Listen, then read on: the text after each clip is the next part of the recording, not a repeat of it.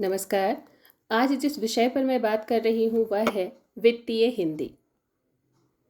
भूमंडलीकरण, उदारीकरण, औद्योगिकीकरण, बाजारवाद, साक्षरता, शिक्षा के प्रसार, लघु कुटीर उद्योगों के विकास आदि से वाणिज्य और व्यवसाय की प्रयोजनमूलक भाषा के रूप में हिंदी का जो विकास हुआ है, इसे ही वित्तीय हिंदी कहा जाता है। वह हिंदी जिसका वाणिज्य व्यापार के क्षेत्र में व्यापक उपयोग होता है। यह संचार के साधन के रूप में कार्य करती है और व्यवसाय को एक विशाल हिंदी भाषी उपभोक्ता आधार तक पहुंचने में सक्षम बनाती है। हिंदी भाषी ग्राहकों को प्रभावी ढंग से लक्षित करने के लिए विज्ञापन, उत्पाद लेबलिंग और प्रचार सामग्री में हिंदी का जो उपयोग होता है वह वित्तीय हिंदी है।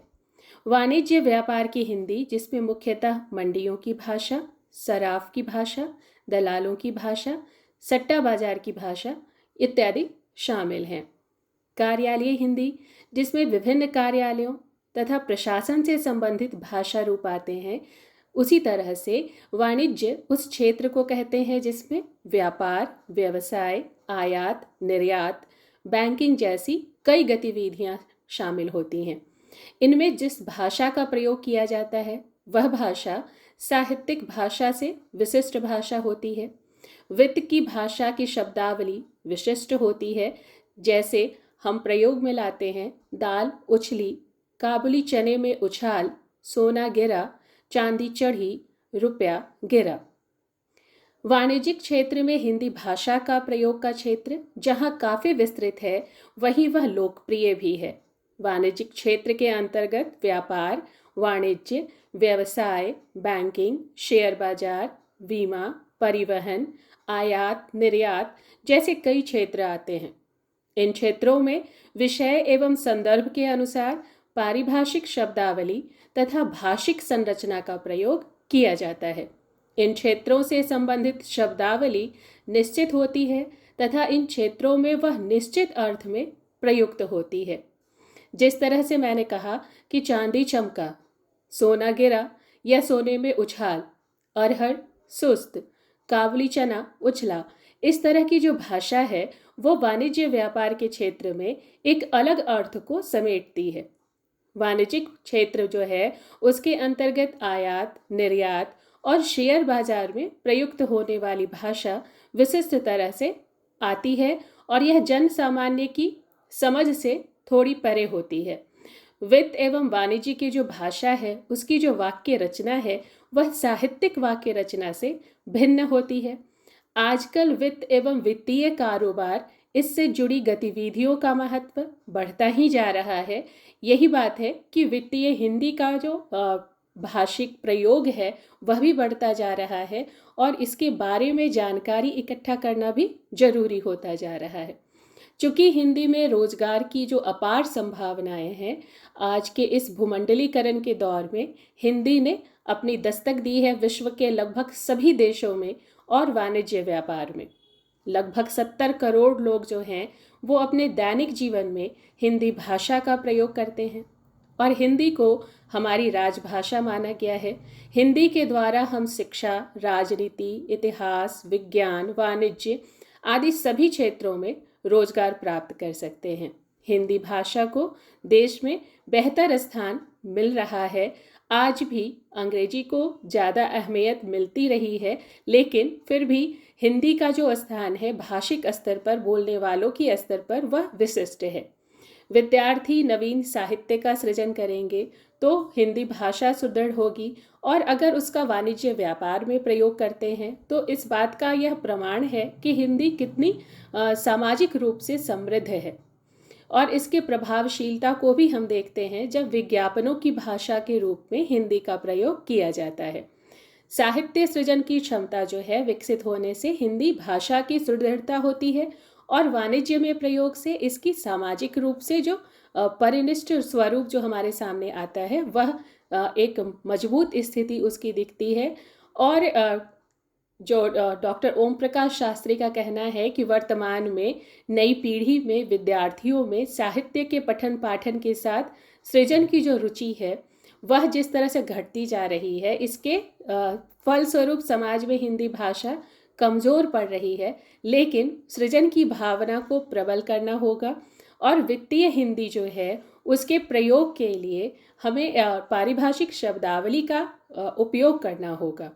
कई तरह के पारिभाषिक शब्दावली में जैसे हिंदी सिनेमा को भी हम रख सकते हैं, क्योंकि यह भी एक वित्त का क्षेत्र है।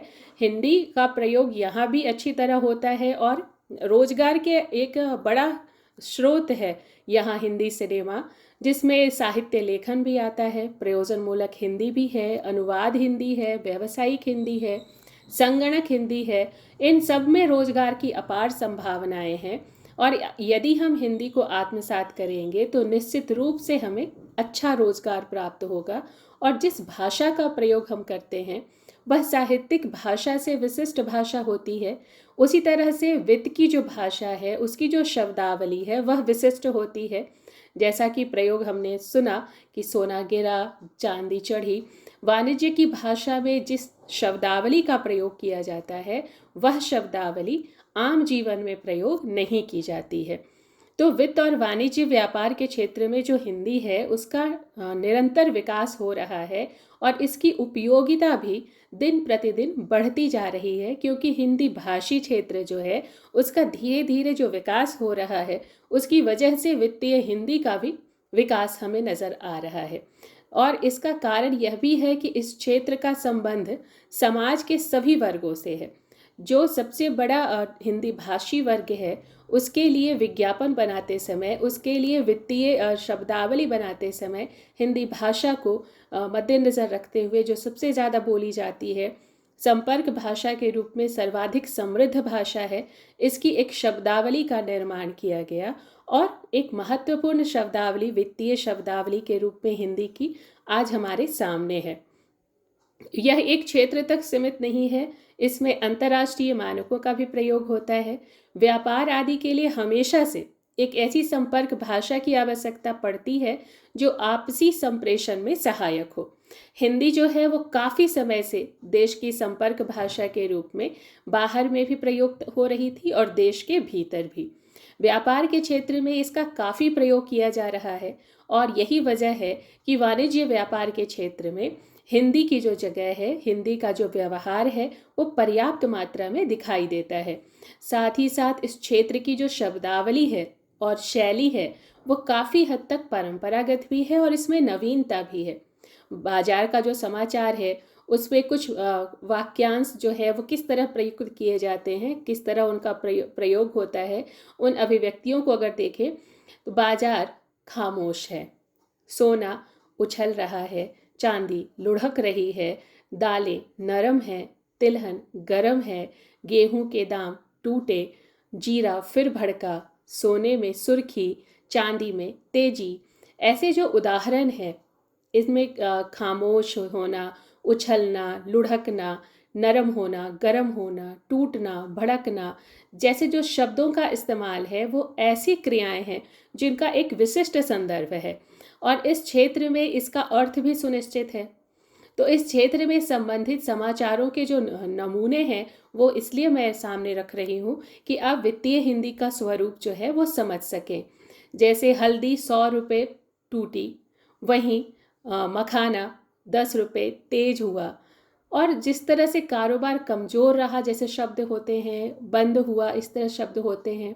तो मुंबई कारोबारी जो है उनके बारे में अगर लिखा जा रहा है कि संवेदी सूचकांक 2 अंक की बढ़त के साथ बंद हुआ, तो इसमें एक विशिष्ट संदर्भ चेतना है और यह इस तरह की हिंदी है जिसका प्रयोग सिर्फ और सिर्फ वित्त और वाणिज्य के क्षेत्र में किया जाता है। आधुनिक जो वाणिज्यिक प्रसार है उसमें बैंकों की भूमिका बहुत महत्वपूर्ण है। राष्ट्रीयकरण से पहले भारतीय बैंकों का जो क्षेत्र था, जो उद्देश्य था वो सीमित था और उनके सभी कार्य अंग्रेजी में होते थे। राष्ट्रीयकरण के बाद जो बैंक सेवा है वो बहुत हद तक उसका विस्तार हुआ और बैंकों में हिंदी का प्रयोग धीरे धीरे बढ़ने लगा। आजकल जो बैंक हैं उनमें हिंदी के प्रयोग को बढ़ावा भी दिया जा रहा है और हिंदी ऑफिसर के जैसे पद सृजित किए गए हैं। इसमें हिंदी का प्रयोग अनिवार्यता के साथ पहले स्थान पर किया जा रहा है।